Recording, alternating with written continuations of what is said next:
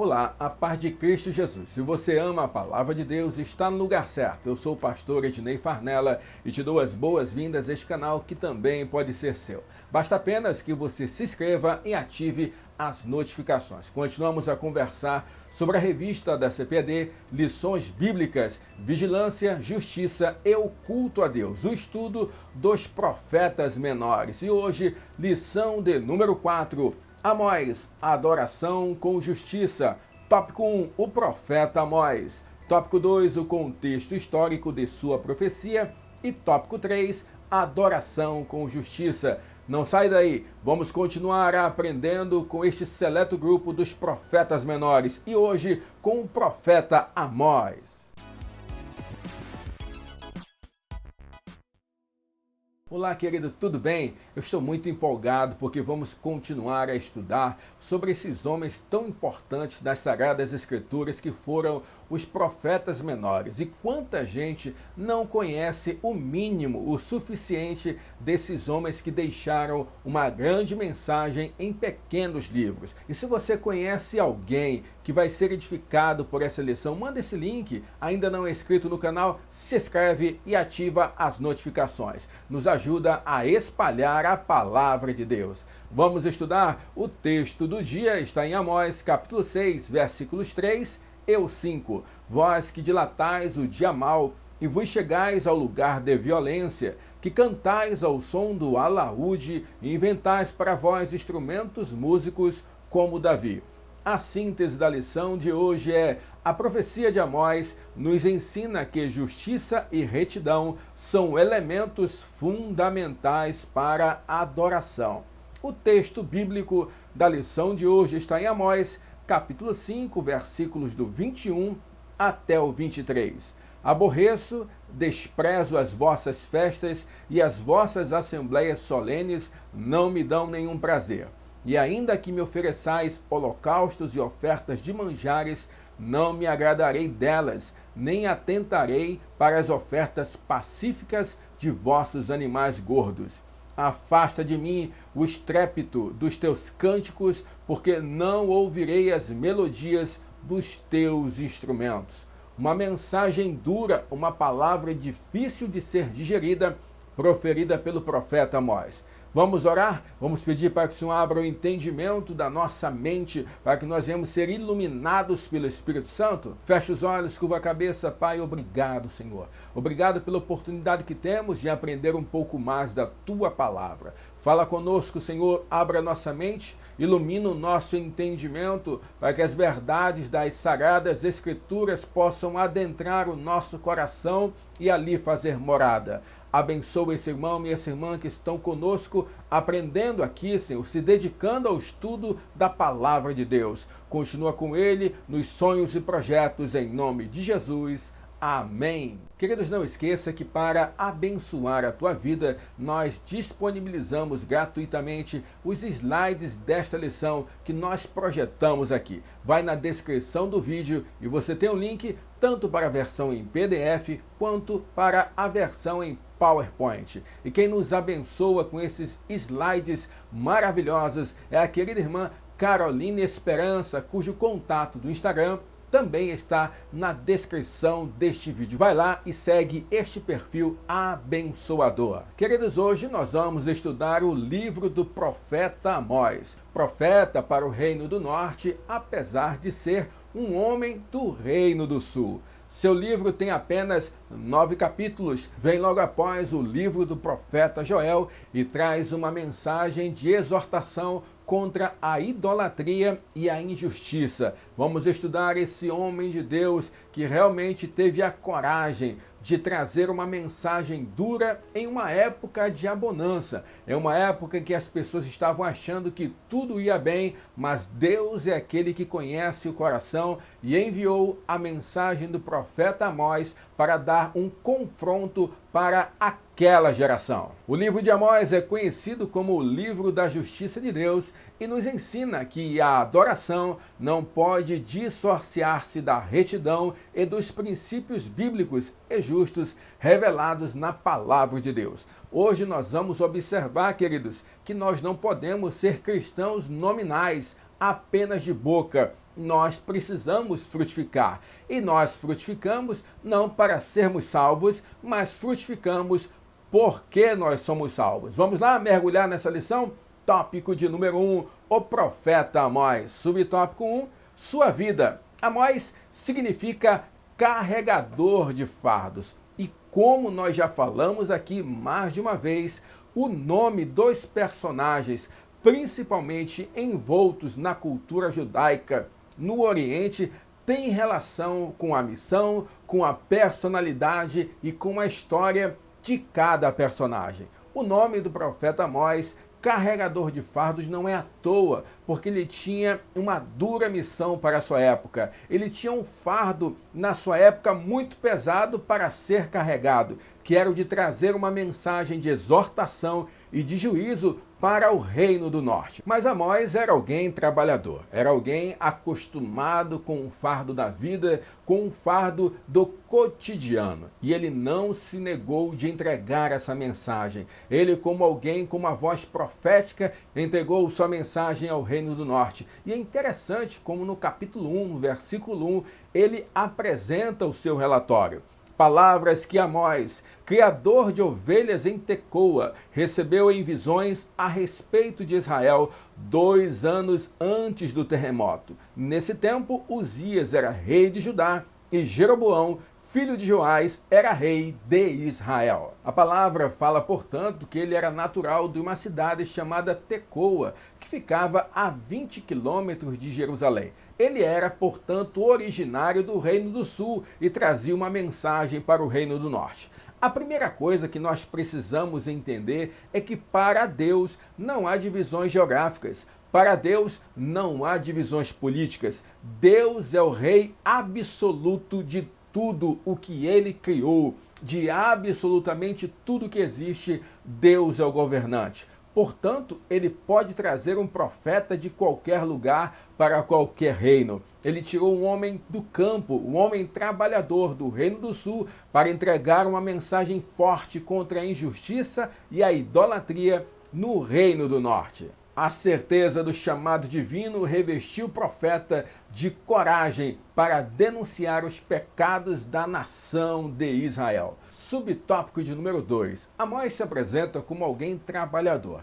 Mas aqui eu quero chamar a tua atenção, porque apesar de a revista traçar um perfil de um homem simples para Amós, quando fazemos uma exegese a partir do hebraico do livro do profeta Amós, nós verificamos que no capítulo 1, no versículo 1, quando vai falar que ele é um pastor de ovelhas, o escritor se utiliza de uma palavra hebraica chamada noked.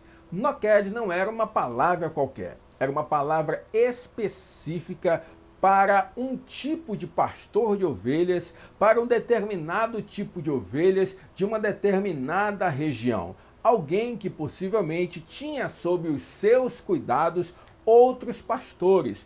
Portanto, Amós tinha uma posição de importância enquanto pastor de ovelhas. No entanto, Amós fala lá na frente, no capítulo de número 7, no versículo de número 14, o seguinte: Amós respondeu a Amazias: eu não sou profeta, nem pertenço a nenhum grupo de profetas. Apenas cuido do gado e faço colheita de figos silvestres. Ou seja, ele tinha uma posição especial enquanto pastor de ovelhas, mas também trabalhava com gado e com a colheita de figos silvestres, muito por conta das estações do ano, das épocas climáticas em que eram mais favoráveis para o pastoreio de ovelhas, para o cuidado do gado e também para a colheita de figos silvestres. E é interessante que aqui sim nós percebemos que Amós conhecia o que era capitanear, o que era estar à frente de outras pessoas enquanto pastor de ovelhas, mas também sabia ter a vida de um homem do campo simples, como cuidador de gado e coletor de figos silvestres, porque as pessoas que tinham melhores condições financeiras, elas não trabalhavam com o figo silvestre, não comiam o figo silvestre, elas comiam o figo natural, o figo que nós compramos nas feiras aí, porque o figo silvestre era conhecido como sicômoro e era consumido pelas classes mais pobres daquela época. Portanto, Amós sabia o que era desigualdade social. Amós sabia trabalhar como bem colocado como pastor de ovelhas, mas também sabia o que era colher um fruto que seria consumido pela população mais carente daquela época. Portanto, uma característica importante que nós já vemos na vida de Amós é que ele era um homem humilde. Ele, apesar de ter uma posição de destaque enquanto pastor de ovelhas, palavra noked, Amós capítulo 1, versículo 1, quando ele vai se colocar na frente do sacerdote em Amós capítulo 7, versículo 14, ele não se exalta, ele não se envaidece. A humildade deve fazer parte da vida de um homem de Deus. A humildade deve fazer parte da vida de uma mulher de Deus. O primeiro testemunho que todo homem e toda mulher dá é por meio das suas atitudes, demonstrando que é uma pessoa humilde, porque afinal todos nós somos carentes da graça de Deus. Subtópico número 3, um homem preparado. Como nós falamos aqui, é um homem do Reino do Sul, que foi levar a mensagem de Deus para o Reino do Norte. Era um homem que era um noked, um criador de ovelhas especiais, portanto, alguém de importância na sociedade, mas que também sabia o que era ser um mero criador de gado e um coletor de figos silvestres. Ele era um homem simples, ele era um homem humilde, no entanto, ele era um homem preparado. Quando nós lemos o livro do profeta Amós, nós percebemos a riqueza da sua escrita, a riqueza dos termos usados. Se nós pegarmos uma versão de Bíblia um pouco mais antiga, nós vamos ter inclusive dificuldades para entender o que o profeta está falando. É uma leitura mais rebuscada de alguém que realmente tinha vivência. As suas ilustrações eram muito claras, eram muito bem colocadas, escritas por alguém que Deus estava usando para trazer a sua mensagem, alguém diferenciado, alguém capacitado. Além do mais, nós percebemos nitidamente que Deus, quando quer usar o homem, ele também enche este homem de sabedoria que vem dos céus. E a sabedoria que vem dos céus é nítida. Quantas vezes, não é, nós temos a oportunidade de presenciar, de conviver com pessoas aparentemente simples, não muito letradas, mas que quando abrem a sua boca demonstram uma sabedoria tão grande, uma sabedoria diferenciada que só pode vir do céu. Afinal, o apóstolo Tiago já deixa para nós o seguinte escrito: se alguém tem necessidade de sabedoria, peça ao Senhor. Então, queridos, nós precisamos pedir sabedoria de Deus para tudo o que formos fazer. No entanto, precisamos atentar que nós também precisamos fazer a nossa parte. Você deve estudar, você deve se preparar, tanto para o mercado de trabalho, como para o seu ministério. Faça a sua parte, afinal, o Senhor manda dizer para mim e para você, a palavra é clara, tudo que vier à tua mão para fazer, faze com todas as tuas forças. Além do mais, a palavra do Senhor também fala: maldito é aquele que faz a obra do Senhor relaxadamente. Portanto, precisamos dar o nosso melhor. Portanto, precisamos nos preparar, precisamos nos capacitar. Mas, de maneira alguma, vamos confiar na sabedoria humana, porque Deus é aquele que dá uma sabedoria incomparável. E esta sabedoria é que vai fazer a diferença em nossas vidas. Tópico de número 2, o contexto histórico de sua profecia. Subtópico 1, um período de paz. Quando nós lemos Amós capítulo 1, versículo 1, ele diz assim: palavras que Amós, criador de ovelhas em Tecoa, recebeu em visões a respeito de Israel 2 anos antes do terremoto. Nesse tempo, Uzias era rei de Judá e Jeroboão, filho de Jeoás, era rei de Israel. Aqui 2 coisas nós precisamos destacar. O primeiro é o período em que Amós traz a sua palavra profética. O próprio livro fala, ao contrário do que foi o problema enfrentado no livro de Joel, na lição passada, aqui não. Aqui o profeta já identifica que ele traz a sua mensagem para o Reino do Norte, no período de Jeroboão II, filho de Jeoás. Pastor, por que o senhor está falando Jeroboão II, se na Bíblia não tem que é Jeroboão II? Aí nós precisamos lembrar quem foi o Jeroboão I. Foi o rei que sucedeu Salomão, o primeiro rei do reino dividido. Lembra? Salomão, reino unificado. Após o reinado de Salomão, o reino se dividiu em Reino do Norte e Reino do Sul. De um lado ficou Jeroboão I e do outro lado Roboão, governando então esses dois reinos de maneira separada. Além disso, ele fala que profetizou na época do rei Uzias, lá no Reino do Sul. Então, enquanto no Reino do Norte era Jeroboão II, no Reino do Sul era Uzias. O período aqui era um período marcado pela paz, era um período marcado por reconquistas de território.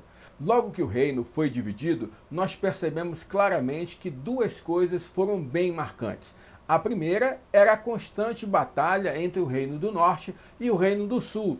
Neste período, não. Nós vivemos uma época de paz entre Israel e Judá, entre Efraim e o Reino do Sul. Nós percebemos que não há conflitos aqui na época do período do profeta Amós. Além disso, o início do reino dividido ficou marcado também pelas constantes invasões sírias no Reino do Norte, que enfraqueceram e tornaram realmente mais difíceis os dias para o Reino do Norte. No entanto, o pai de Jeroboão II, Jeoás, foi um grande conquistador que aproveitou o momento em que a Assíria, já um novo reino que veio surgindo, que vai ser o verdadeiro algoz do Reino do Norte lá na frente, a Assíria, ela subjugou a Síria, que era o problema pontual naquele momento para o Reino do Norte. E aí até um problema de cacofonia, não é? Porque a Assíria subjuga a Síria, sem o A no início, né? E é por isso que Israel, neste momento, consegue retomar as suas terras. O período do rei Jeoás, pai de Jeroboão II, é um período de prosperidade, é um período de reconquista e é um período em que é celebrado a paz, tanto com os inimigos de fora do território da Palestina, como de dentro do território da Palestina, no caso, o Reino do Sul. Então, este é o contexto. Além disso, nós precisamos entender que Amós traz uma curiosidade aqui no versículo de número 1. Ele fala que ele profetizou 2 anos antes do terremoto. E aí você para e pergunta, que terremoto é esse, pastor? Amós não fala mais nada a respeito desse terremoto. Nós temos o registro também em Zacarias, capítulo 14, versículo 5, que diz assim: vocês fugirão pelo meu vale entre os montes, pois ele se estenderá até Azel. Fugirão como fugiram do terremoto nos dias de Uzias, rei de Judá. Então o Senhor, o meu Deus, virá com todos os seus santos. Perceba que Amós profetizou 2 anos antes do terremoto, segundo as suas próprias palavras. Zacarias, capítulo 14, versículo 5, fala desse terremoto. E os estudiosos afirmam que realmente teria acontecido, na época do profeta Amós, um grande terremoto que teria trazido consequências catastróficas ali naquela região. Ou seja, mais uma vez, evidências das palavras do profeta. Esse período ficou conhecido como a Idade de Ouro para ambos os reinos. A ideia de um juízo divino parecia não se adequar às circunstâncias daquela época. A paz experimentada pelos israelitas lhes trouxe uma sensação enganosa de segurança, por isso rejeitaram a mensagem de Amós. Eu costumo sempre dizer que o difícil não é servir a Deus quando nós estamos em necessidade. Porque quando nós estamos em necessidade, nós queremos clamar, nós queremos buscar, nós queremos fazer qualquer coisa para chamar a atenção de Deus. No entanto, quando Deus vai e abençoa, quando Deus abre portas, quando Deus nos dá a prosperidade que a gente tanto pediu, aí muitos de nós esquecem do Deus que abençoou, do Deus que abriu portas, do Deus que prosperou. Como já falei aqui outras vezes, estou trabalhando demais, não posso ir à igreja, estou estudando demais. As pessoas esquecem do Deus que as abençoou. Eles dão mais valor à provisão do que ao provedor. E o Senhor tem chamado a tua atenção hoje para dizer assim, em dias como esses que nós estamos vivendo hoje, nós estamos sendo chamados a refletir sobre a importância do Deus provedor. E nele nós devemos depositar toda a nossa confiança, porque o trabalho pode se esvair, a riqueza pode acabar, a saúde pode ser tirada de uma hora para outra, mas o nosso Deus provedor pode fazer toda e qualquer situação ser modificada. É o Deus que muda cenário, é o Deus que pode prover qualquer necessidade. Então, mais uma vez, quero trazer para você aquele nosso quadro ilustrativo a respeito do profeta. O profeta Amós, então, é um dos profetas menores do período pré-exílio que profetizaram para a nação de Israel. Amós, juntamente com Oséias, profetizou no reino do norte, no reino de Israel. Nós podemos observar, então, no quadro de cronologia dos profetas, que Amós foi contemporâneo de Oséias, ele veio um pouco antes que Oséias. Oséias foi o último profeta do reino do norte. Lá no reino do sul, quem estava atuando? Isaías e Miqueias. Então, aqui contexto de reino dividido antes da destruição do reino do norte e também antes do exílio babilônico. Subtópico número 2, um período de prosperidade. Como nós falamos aqui,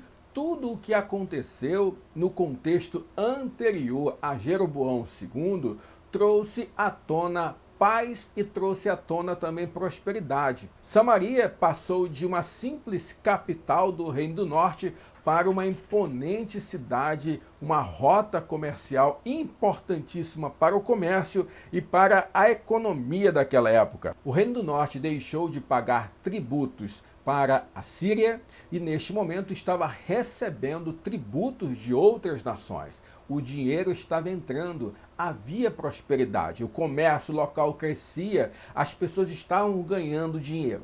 Só que o que acontece quando as pessoas começam a ganhar dinheiro?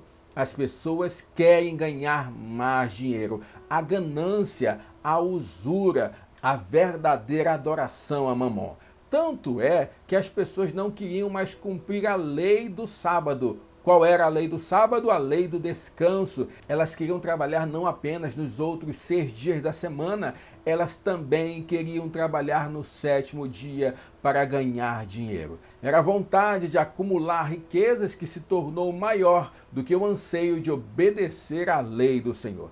E hoje, isso acontece da mesma maneira. Perceba, querido, nós não guardamos o sábado, mas nós devemos obedecer o princípio do Shabat, do descanso. Nós precisamos ter um dia de descanso com a nossa família, um dia de adoração, um dia de devoção ao Senhor. O cristianismo, a partir do advento da igreja primitiva, transferiu a prática do sábado para o domingo. Então era comum nos dias de domingo a igreja se reunir para a adoração e naquele dia não fazer nenhuma outra tarefa. E isso começou com o evento da ressurreição de Cristo, que foi um domingo. Então, os irmãos da igreja primitiva passaram a se reunir aos domingos e a celebrar o domingo como o dia de descanso e de adoração ao Senhor. Então perceba que esse é um problema que nos acompanha até hoje. Hoje as pessoas querem trabalhar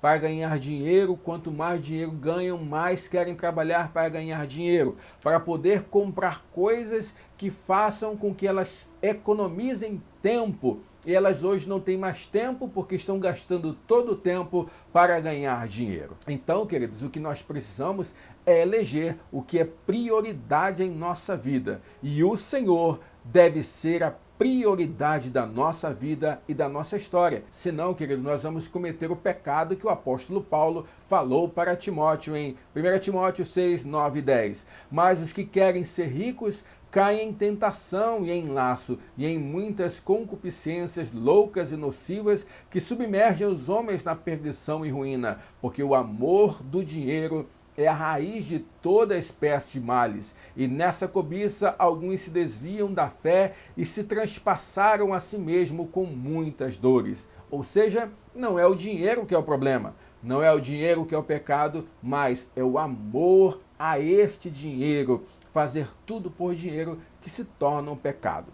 Além disso, aquela sociedade gananciosa praticava a injustiça. E não é assim? Quanto mais a pessoa ganha, ela não quer gastar com algumas coisas e os pobres e trabalhadores eram explorados. As pessoas queriam viver os seus luxos e não importava a consequência para aqueles menos favorecidos. A justiça era corrupta e estava comprada com a questão do suborno, com a questão da ganância. Amós se levanta contra isso. Amós prega a justiça. Amós exorta com relação à necessidade de olhar para o pobre com amor, com respeito, com um olhar de compaixão.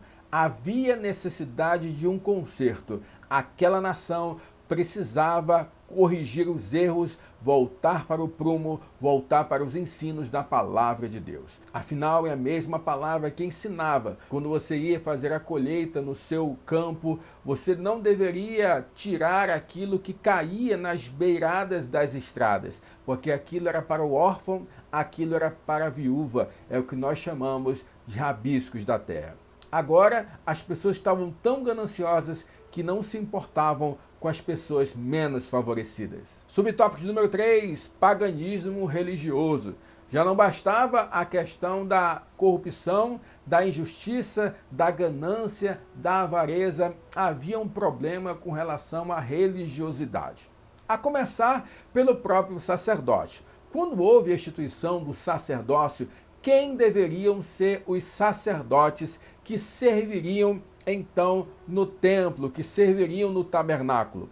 Aqueles da tribo de Levi. Na época, o sacerdote era o sacerdote Amazias e ele não vinha de uma descendência sacerdotal. A palavra deixa claro, ou seja, princípios estão sendo quebrados, princípios estão sendo deixados de lado e precisamos entender que aquilo que é princípio é eterno, a palavra de Deus não pode ser modificada. E a questão do sacerdócio era apenas a ponta do iceberg, porque na verdade existia uma adoração formal ao Senhor, a Javé, ao Criador dos céus e da terra. No entanto, ela estava corrompida com o paganismo, com a adoração a outros deuses, com uma adoração realmente contaminada pela prática do paganismo. A religião tinha se corrompido, Jeroboão II incentivou a prática dos cultos à fertilidade por meio de um sistema de adoração ao bezerro de ouro. A adoração a Jeová permanecia concomitantemente ao paganismo. Centros pagãos foram construídos nas principais cidades do norte, Gilgal, Betel, Dan e Samaria. Alguém precisava combater esses pecados e por este motivo Deus levantou o corajoso Amós. Havia prosperidade, havia paz, mas não havia respeito com o direito mais necessitado e não havia compromisso com Deus. O cenário deveria ser favorável à adoração, à gratidão ao Senhor, mas não foi isso que aconteceu. E é por causa disso que Deus trouxe Amós, lá do Reino do Sul, para ser uma voz profética no Reino do Norte. Querido, eu não sei onde Deus vai te levar. Eu não sei o que Deus vai te mandar falar ou fazer. Eu só sei é que Deus levanta quem Ele quer, a hora que Ele quer, para fazer cumprir a sua vontade. Jó capítulo 42 já tem a declaração ali do patriarca. Bem sei que tudo tu podes e nenhum dos teus planos podem ser frustrados. Queridos, precisamos temer ao Senhor, saber que Ele continua no controle de tudo e termos a convicção do nosso chamado, assim como Amós teve. Amós se levantou em uma época em que não havia um discurso religioso comprometido com Deus, mas ele disse: eu não sou igual aos outros profetas, eu vim falar a respeito do Deus, Criador dos céus e da terra. Que você seja essa voz diferenciada em nome de Jesus. Tópico de número 3, adoração com justiça. Subtópico 1, a mensagem do profeta. O livro de Amós, ele pode ser dividido em duas partes. A primeira parte, o início do livro, são os escritos, os oráculos que trazem uma mensagem de juízo para a nação de Israel. No entanto, na segunda parte, nós vemos o profeta trazendo visões que simbolizavam, que ilustravam esse juízo vindouro. Mas, como sempre, o Senhor jamais deixa o povo apenas com uma notícia de juízo.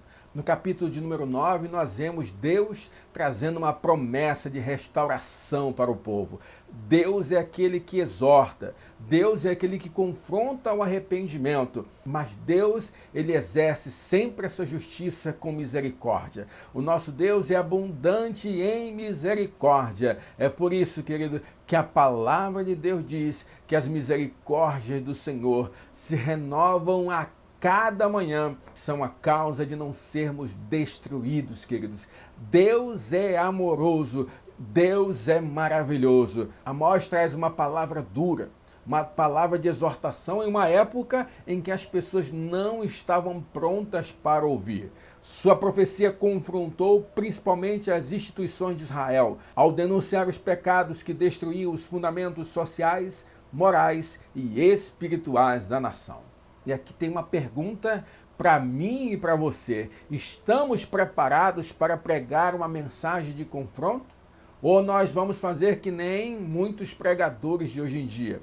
Hoje não se confronta mais. Não se fala mais em pecado, não se fala mais em santidade. Queridos, nós precisamos ter compromisso com Deus, compromisso com a sua palavra, compromisso com o corpo de Cristo, respeitar os princípios bíblicos eternos e sermos uma voz profética para a nossa geração.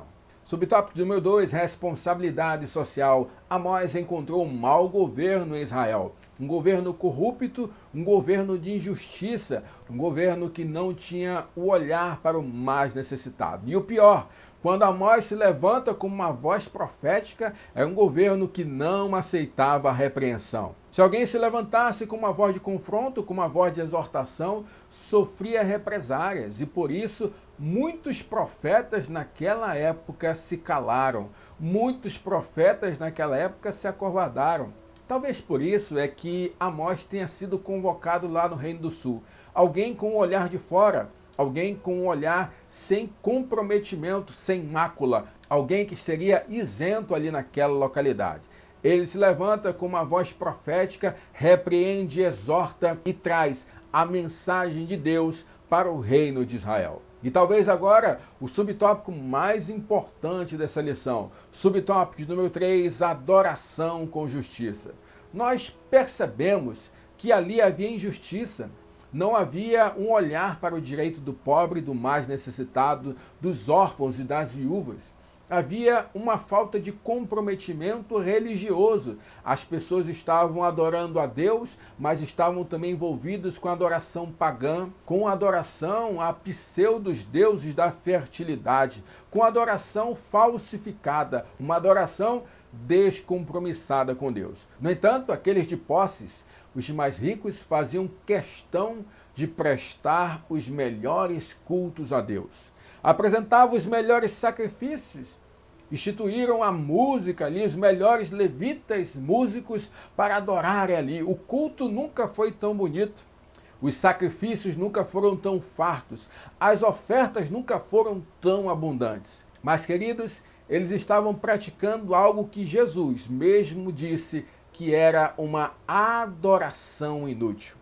Jesus vai falar disso lá no Novo Testamento. Em Mateus capítulo 15, no versículo de número 8, ele diz assim: este povo me honra com os lábios, mas o seu coração está longe de mim. Em vão me adoram. Seus ensinamentos não passam de regras ensinadas por homens. Ele está falando que se nós adorarmos apenas de boca, apenas de atos, mas sem um coração comprometido, é uma adoração inútil. Queridos, naquele momento, o profeta Amós já dizia para o povo que a adoração que eles estavam praticando ali é uma adoração inútil. E essa mensagem o Senhor traz para mim e para você. De que maneira você tem ido à tua igreja adorar o Senhor? Como tem sido a tua adoração? Você que é um adorador, um louvador, um pregador, um evangelista, um missionário, um professor de escola dominical, como você tem se comprometido com a adoração? Será que você tem adorado a Deus para se aparecer ou adorado verdadeiramente para dar toda a glória ao Senhor? Não esqueça que se a adoração não estiver envolvida com o coração, se a adoração não estiver atrelada com o coração transformado que frutifica pelas boas obras, é uma adoração inútil. Não adianta, querido, dizer que você é um cristão, que é um transformado, se você não muda de atitudes, se você não tem um verdadeiro comprometimento com o Senhor e com a sua igreja. Queridos, Tim Keller, no seu livro Encontros com Jesus, diz a seguinte frase: ninguém sai da presença de Jesus da mesma maneira que entrou. E isso é uma verdade absoluta. Jesus, quando entra verdadeiramente no coração do homem e da mulher, muda as suas atitudes e então nós passamos a frutificar. A principal evidência, querido, da salvação é um caráter transformado, são obras de justiça que são feitas e principalmente o comprometimento com a fé e com os princípios bíblicos que são inegociáveis. Deus não estava aceitando aquela adoração sincrética, espetaculosa, teatral e desprovida de justiça. Os cânticos cultuais perdem o valor quando não há arrependimento sincero. A adoração cristã não é apenas o item da liturgia, mas uma prática de vida, uma resposta obediente à palavra de Deus. Mais do que adorar a Deus somente com os lábios, adoramos ao Senhor com as nossas vidas. Nunca esqueça de algumas coisas. Primeiro, culto você não vai assistir, você vai prestar. Altar é lugar de sacrifício, palco é lugar de apresentação. Adorador que é adorador presta sacrifício em adoração e não faz uma apresentação musical ou uma performance em uma pregação. Comprometimento com o Senhor evidencia a fé que sentimos por Deus em nosso coração. Não há como ser um crente nominal. Isso não existe. Toda adoração que sai de uma boca que não tem um comprometimento com o Senhor é uma adoração inútil. O Senhor chama a mim e a você para sermos verdadeiros adoradores. Que bênção, hein? Que palavra difícil. Amós foi alguém diferenciado para a sua época, alguém que Deus levantou para trazer a sua palavra. Eu quero concluir com 3 coisas para você guardar em seu coração. A justiça social pregada por Amós aponta para a obediência dos princípios da palavra de Deus. Os fundamentos da verdadeira religião são constituídos pela forma como tratamos o próximo. Uma religião que diz honrar a Deus, mas despreza, explora ou oprime o semelhante é uma fraude. Adoração sem justiça é uma ofensa a Deus. Amós nos ensina que a verdadeira adoração exige comunhão vertical com Deus e horizontal com o próximo. Queridos, não existe cristianismo solitário. Cristianismo é para ser vivido em comunidade. Vamos orar? Vamos falar com Deus? Pai, obrigado por essa lição. Obrigado pela vida e pelos ensinos do profeta Amós, Senhor. Fala conosco, continua reverberando em nossa mente, em nosso coração, para que possamos aprender e frutificar por meio desta palavra. É o que te pedimos em nome de Jesus. Amém. Glória a Deus, querido. Muito obrigado por estar conosco em mais uma lição. Gostou da lição? Deixe um comentário abençoado. Você acha que vai abençoar outra pessoa? Manda esse link para alguém e nos ajuda a espalhar a palavra do Senhor. Que Deus abençoe a tua casa, que o Senhor abençoe a tua família, os teus projetos e os teus sonhos. E não esqueça, ame a palavra de Deus.